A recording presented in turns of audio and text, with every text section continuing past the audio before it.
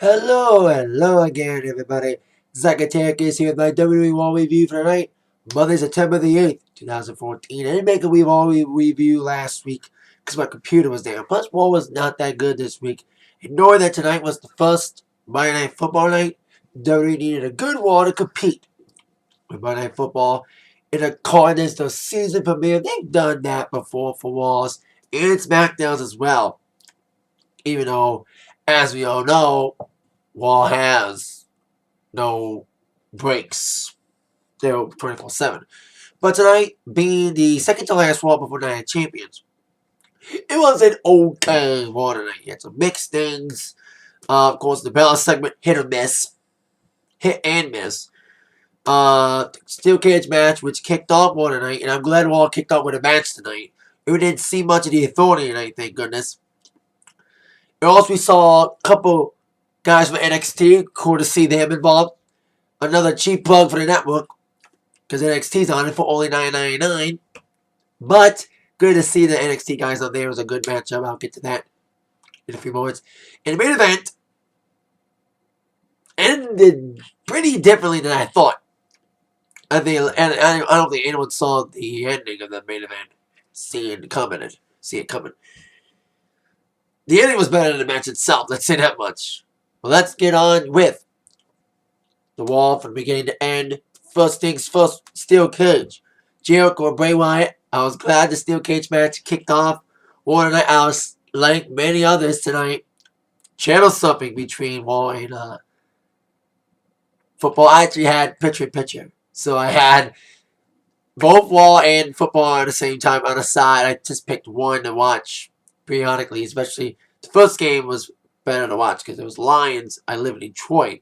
Lions against the Giants. Lions destroyed the Giants. It was kind of more entertaining than the first couple hours of Raw, but it was still decent first hour, especially with Jericho Wyatt kicking off. Like I said, Raw needed to kick off with a match tonight, not a segment. Boy, it was decent still. Probably the best match they've had besides the match of SummerSlam. It was a fun matchup between Jericho and Bray Wyatt.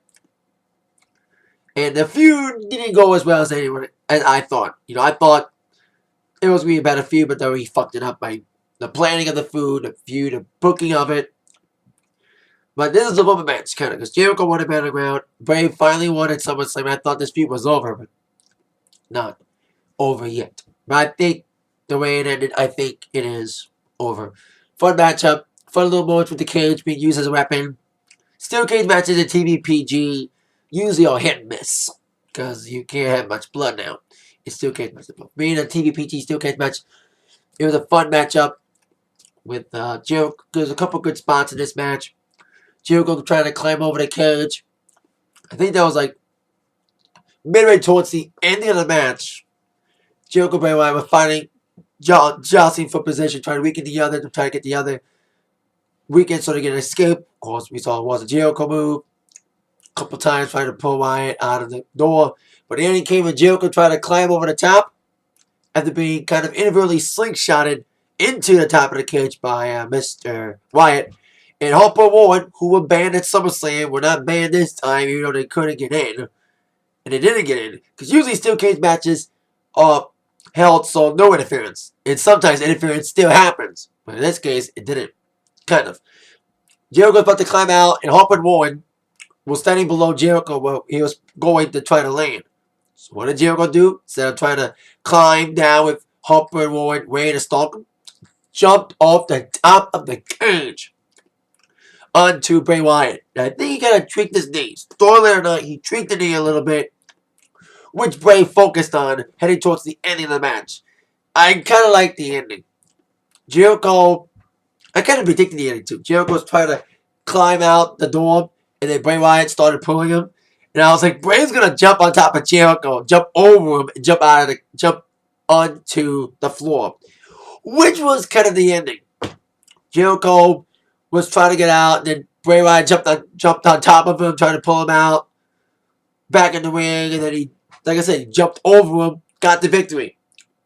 But he wasn't done yet. Post-match attack, smashing Jericho's already damaged knee into the steel door, dragging his helpless carcass back in to get the Sister Abigail. So Bray Wyatt wins again over Jericho, winning what is probably going to be the decisive match in this feud. I thought it was decisive at SummerSlam, but hey, fun match to be had. And I hope everybody's momentum continues and tries to get momentum back where he left off before Cena kind of ruined it. And as we would see, this wouldn't be the last we would see the steel cage. On the next scenario, a segment involving Dolph Ziggler coming out, talking about the whole celebrity scandal. A lot of scandals lately. It's kind of weird that he talked about a scandal tonight when Raw tonight was in Baltimore, who was reeling from their recent scandal involving, of course, the now former Baltimore Raven, Ray Rice. Anyway, we'll go from there. Apparently, Dolph had some like weird photos of Miz shaving himself. And here comes Miz with his little stand-in, his stunt double. They beat Miz down. Of course, now it's official. Miz and Ziggler will face off at the pay-per-view. Now champions in a rematch for the IC Championship. And this is TVPG, right? They had Dolph Ziggler show a photo of Miz getting spray tan, naked, with his ass hanging out, beat blood by Miz down. When they say ass, they can still try to be edgy. You know, they can try to be as much edgy as they can with the TVPG. They still swear sometimes, but they have that image up there. It's like, wow. You can still have that at TVPG. Interesting. So, there you go with Miz down. Standing in once again for Miz to get pummeled and put into a zigzag by Dolph Ziggler. So there you go. Now on to our next matchup, a tag team affair, or as I call it, a non-cheap plug for Total Divas. At least it wasn't as stupid as last week's pointless 8-woman tag, which led towards a catfight and a no contest. At least tonight they actually almost kind of wrestled, but it was a typical short Divas match as Natalya and Rosa, members of Total Divas, especially Rosa being a newest member, took on AJ and Paige. Both teams had their issues. Especially, should I say, AJ and Paige. We all know their issues in the mind games involving AJ wanting back the Divas Championship. It is now official after last week's segment with Nikki Bella being handed a rematch but Nikki handed a Divas title match by Stephanie. We have a triple threat, Paige, AJ, and Nikki Bella. At least to continue the Paige-AJ feud. But Nikki Bella is going to be an afterthought. Because Paige and AJ's feud is going to steal the thunder that Nikki Bella has. Especially this whole Nikki Bella feud with Brie Bella, which would see in that fun but predictable Jerry Springer segment later on. So, we would see Rosa refuse to tag in Natalya, but AJ would blind tag herself in from Paige, and she would get the last word, forcing Rosa to tap out to the Black Widow. 1-2 tap out, and AJ got the victory for her team. But the post-match stare-down was interesting, especially AJ grabbing the belt from Paige. We, of course, saw a few weeks ago AJ kissed Paige's hand. Tonight, AJ was kissing the Divas belt before handing it back to a disgruntled Paige who kissed it herself. So these little mind game situations getting really interesting between AJ and Paige. It's kind of weird to kind of toss in Nikki Bella in there to make this a triple threat at the Night of Champions. But like I said, the AJ Paige thing is going to overshadow Nikki Bella for sure. I bet you this is going to beat the crap out of Nikki Bella. That's what I'm predicting in this match. Nikki Bella's going to get double teamed by Paige and AJ and make it them one-on-one. But then Nikki may just get pummeled just to let AJ and Paige beat the crap out of each other and just pick up the scraps. But if Nikki becomes Divas champ, they should have a proper Nikki-Brie match. But I don't think Nikki deserves to be Divas champ. So we'll see what does happen at Night of Champions involving Divas Championship. Speaking of Night of Champions, we of course had the rematch. Despite Triple H wanting to get Cena out of it, especially what we did see last week, with Triple H reconsidering the rematch. But Cena may have proved his stance in the title situation in the 6-man tag last week, and the rematch is still on. John Cena against Lesnar. Now, since Lesnar doesn't want to be on TV every week, I think Lesnar, in my opinion, should have been on TV this week. He is going to be on Raw next week. Of course, always let him be on the Raw, the last one before pay-per-view. But they should have had him on tonight to compete with Monday Night Football. The first Monday Night Football, I think that if they would have had Lesnar on tonight, it would have been very intriguing. But at least he's on next week. They're still up against Monday Night Football in a sucky game. By the way, I think it's Eagles. I forgot who they're facing. But it looks like a shitty game. Oh, it's Eagles and Colts, who both lost the first games. So, WWE better step up, especially with a sucky Monday Night Football game, in my opinion. But Colts did try to catch up last night against Broncos, but in the end, Broncos stomped them. Anyway, this is probably one of the best segments Cena's done in a while. Like, Cena's been trying to be impassionate lately. And Heyman came out and says Lesnar won't show up. Talking about how Cena's going to get destroyed by Lesnar, blah, blah, blah, blah, champions, repeat, deja vu of SummerSlam, blah, blah, blah, blah, blah, suplex, repeat. So then Cena would come out to retort. And,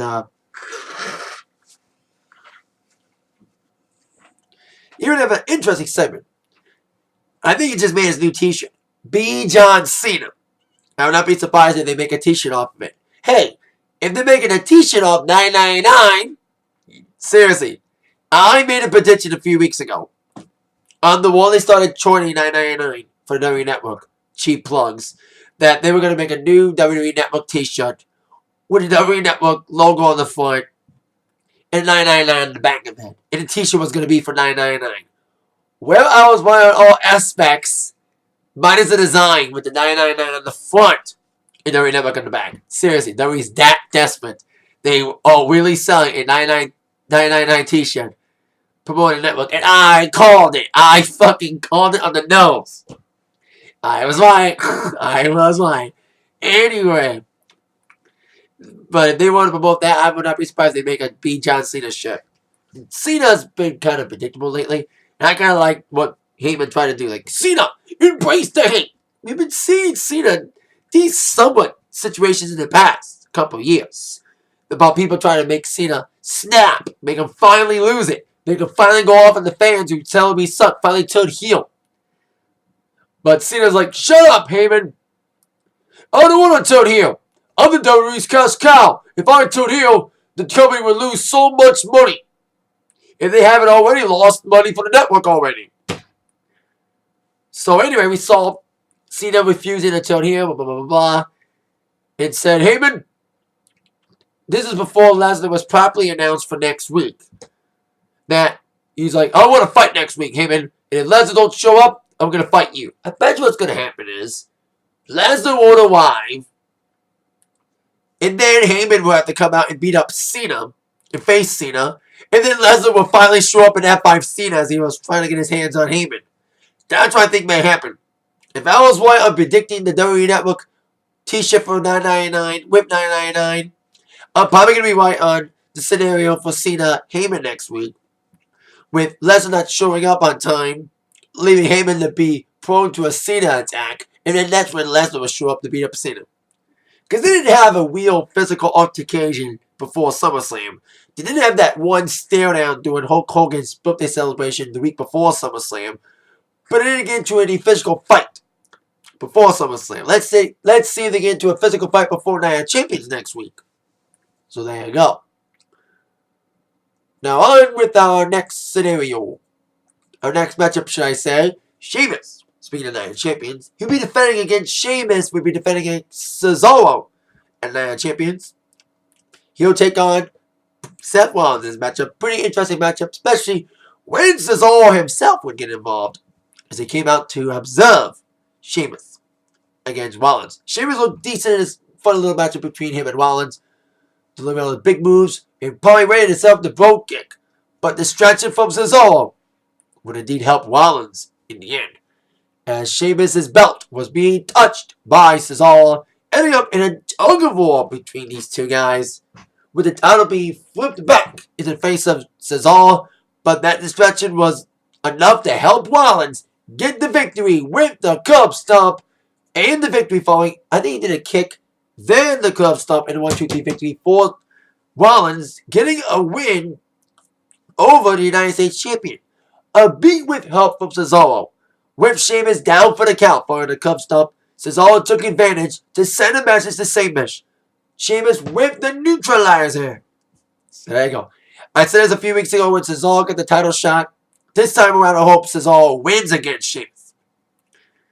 Now, this one was okay. One of the best moments of Raw for me was seeing 4 badass NXT guys show up on Raw.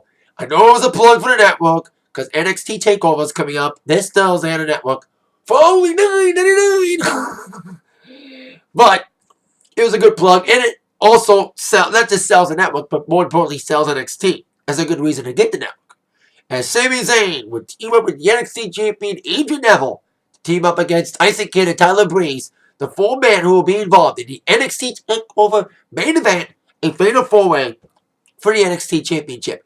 Now, I've been seeing bits and pieces of NXT, and I've been very impressed with all 4 of these guys, specifically Breeze and Sami Zayn. Sami Zayn, I stopped. One day I was watching the network one day, watching the live stream one day, watching Sami Zayn against Cesaro. And I watched the first NXT special on the network. Sami Zayn was awesome against Cesaro, great matchup. And in the last NXT event, which was TakeOver 1 back in May, it was Zayn against Tyler Breeze. That was a great matchup. And these 4 guys, being it was the first major show on the network, on the main show, they put on a heck of a tag team match. Very fun, very great tag team matchup. With Breeze and Tyler Kidd, despite the differences, if you watch NXT, they have a little differences. But they teamed up pretty well tonight. They had a decent tag team, isolated Sami Zayn in their corner. Until Sami Zayn went all crazy, tagging in Adrian Neville. And Adrian Neville, I haven't seen him much wrestle, because he's always on when TNA was on. TNA was on Thursdays, but now TNA is not on Thursdays anymore. I can fully watch the full entire 2-hour NXT special. And Adrian Neville looked good out there. And to have these guys go on Raw and literally just go out there and just show everybody why NXT is the real future of the company. Especially Adrian Neville doing this big splash move that I like. That's cool. And a 1-2-3 victory for Zayn and Neville, the NXT champion. Great way to promote NXT. Great match to promote it. 4 great guys. And probably the best guys in NXT. Like I've been applauding Sami Zayn. I've been applauding the Ascension for a minute. But at least bringing these 4 guys in to sell the special was great. The crowd was kind of into it too. The crowd in Baltimore was decent. It was kind of cool. But I do hope that they do this more with the NXT guys. Bringing them in to show everybody what NXT is all about. Not just to promote the live specials. I just hope that more NXT integration is in the wall. Not letting them debut. Just let them show up and wrestle on the show every once in a while. Be kind of cool. It'd be a great way to promote NXT and also for WWE, what's going to be best for business. And the NXT guys will help sell the network because they're on the network. So there you go. It's a win-win for everybody. Win for the fans to see some people for NXT and a win for WWE. Free promotion, more free promotion for the network. Win for everybody. Everybody wins in that scenario. Anyway, on the most predictable segment of the night, the Jerry Springer Bella Twin intervention. Now, this is hit and miss. People will have their opinion on this segment. My opinion is it was predictable but fun. Because we all knew, because it's Jerry Springer, come on. We all know Jerry Springer's known for the famous cat fights. But we all knew there was going to be one. But adding clips from Beltran's parents and adding in the real life mother to get involved, added a little bit more intrigue to this whole situation. And of course, predictable gap fight led it on top of Jerry. It was kind of weird to hear the fans chant Jerry during the whole thing. And I think Jerry was injured somewhat, but I think it was storyline wise. Jerry was trying to sell it. He sold it okay because he was on top, like Nikki Bella and Brie Bella were fighting on top of him. After the brother, JJ, called Nikki the victim, and Nikki's like, I'm not the victim, blah, blah, blah. The acting was better tonight. I've been applauding. I think Nikki's been a better actress because I've been dissing Brie's acting ability, but they acted pretty decently tonight, in my opinion. But the physicality was decent. And, especially on top of Jerry. And even Stephanie got involved, trying to break him up. Because Stephanie got involved in this situation. Got Brie off top of Nikki. but they're going to get a brawl. But like I said, the only reason why I would like to see Nikki as champion, even though I don't want to see her as champion, the only reason why is to finally see a proper Brie Bella Nikki Bella match. That's the only reason why I think they're going to make Nikki Bella champion. And the fact they may make her on again, off again, boyfriend champ again. I said a few weeks ago is that the only reason why they want John Cena, the only reason why I think John Cena lost at SummerSlam, that's because they want to make a new movie with him. It's because they're going to try to make him win the title again and tie Ric Flair for most title reigns. They even mentioned it tonight on the show. And then they're probably going to make him lose again and make him go for 17. It'd be kind of weird to see Cena have more title reigns than Ric Flair. That may happen, but I don't want to see it happen. A lot of people don't want to see it happen.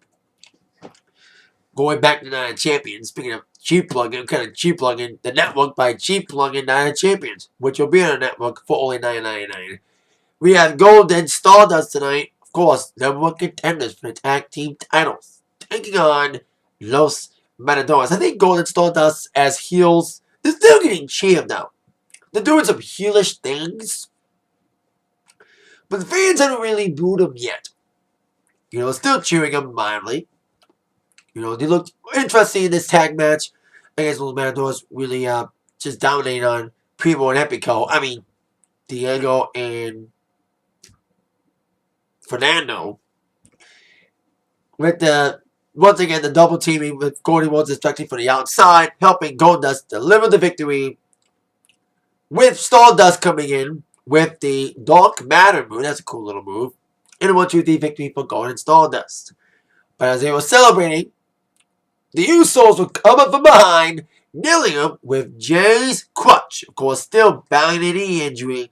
But both Usos, especially Jimmy, or Jay, the one that has the injury, will be ready and raring to go in 2 weeks to defend the tag team titles at Night of Champions. I think this should be a very intriguing matchup. They had a decent match on Raw before the counter after Jimmy got injured, or one of them got injured, so there you go. See what happens in that match. Now on to our next matchup. We had Adam Rose taking on Dennis O'Neil. Last week we saw the other half of Slater take on Adam Rose. And it was kind of weird with the Bunny getting involved and punching the crap out of Slater at ringside. Well, tonight, once again, the Bunny was at it again.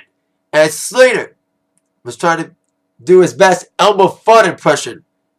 Shh. Be very quiet. I'm hunting rabbits. But, like Elmer Fudd trying to catch Bugs Bunny, Slater would fail to try to catch the Bunny.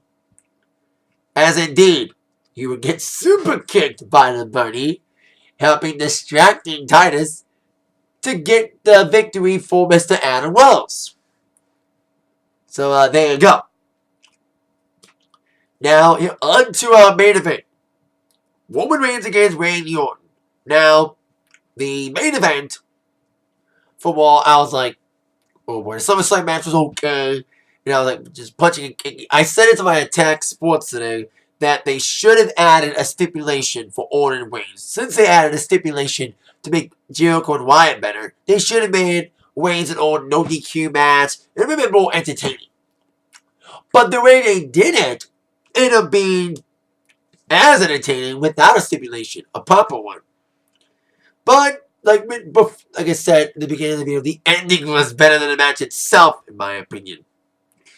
The match was kind of like almost a carbon copy of SummerSlam.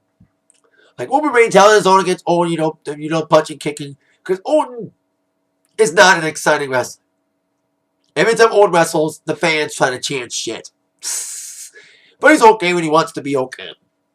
And Reigns is trying to climb the ladder and be groomed for a future title win. I'm hearing he may take on Lesnar one day. As if he retains over Cena and don't let Cena, at his expense, become a 16-time champion and tie Ric Flair and the possibility of breaking Ric Flair's most reign as champion. So Reigns was looking good at this point. It was kind of okay back and forth, Orton coming in with the DDT and all that. But then, as Orton was trying to get back control, Roman Reigns would come in with the Superman punch. But Roman Reigns didn't have enough strength to try to capitalize with the pin. But as Reigns was trying to finally capitalize on that pin after that Superman punch, Owen would call out for help. Now Reigns sent a message from Orton, with Orton attacking Jericho following his match against Wyatt. And Owen said that he was going to do something to Reigns that no one would forget. Well, that's what happened. As Reigns was trying to recover and try to pin after the Superman punch, Owen would wave off to Roman Reigns, his former partner Seth Rollins, and Corbin Kane, with a bunch of people setting up the ring for the Canes to come back down. They pummeled Roman Reigns to have the perfect plan to have Roman Reigns all alone in that cage, 3-on-1. It almost backfired at one point as Roman Reigns tossed out both Rollins and Kane, leaving him and Orton in the ring to get a spear from Reigns. But as Reigns was looking good again, of course, the pub match ended with a DQ. Match ended on DQ with Orton, Kane, and Rollins' takedown. But, at least, like I said, the ending was better than the match itself. After the DQ, here comes the cage coming down, like I said. And Orton's plan backfired with him being left alone with Reigns to get the spear. But then Kane would try to come in through the door. It wasn't properly locked. But then Rollins climbed on top of the cage as Reigns took out Kane. And Rollins from top of the cage splashed on top of Reigns with a big killer splash from Rollins. And the plan came together after all with the 3-on-1 attack on Reigns.